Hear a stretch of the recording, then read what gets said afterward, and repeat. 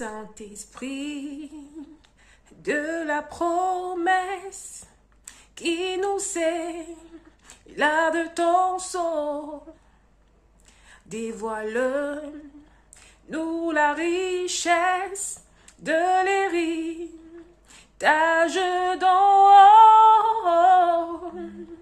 Oh, viens, Esprit de Dieu, fais-nous sentir ta présence. Révèle-nous de ta puissance et baptise-nous de feu.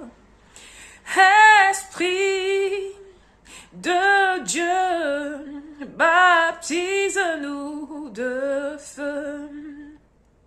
Bien-aimés dans le Seigneur, bonjour, je rends grâce à l'Éternel Dieu Tout-Puissant pour ce privilège qu'il me donne encore aujourd'hui de venir partager avec vous une exhortation à la repentance.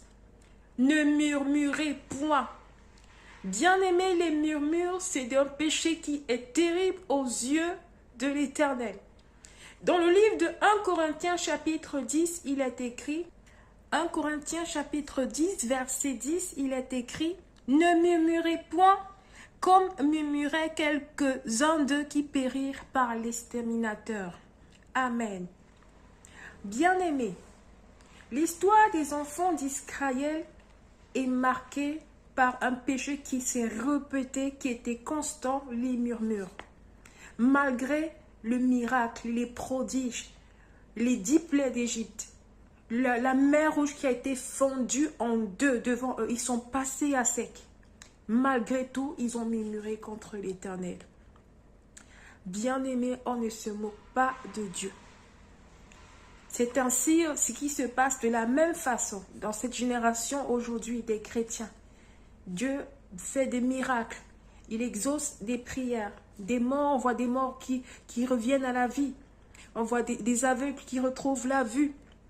Il y a tellement de choses qui se passent dans la vie des hommes, des femmes. Il y a des témoignages partout qui affluent sur Internet. La main de Dieu est à l'œuvre dans la vie des hommes, de femmes, dans toutes les nations du monde.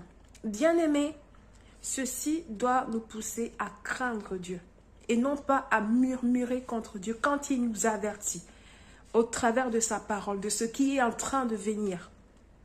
Bien-aimés, la dispensation de la grâce de Dieu prend grave fin bientôt.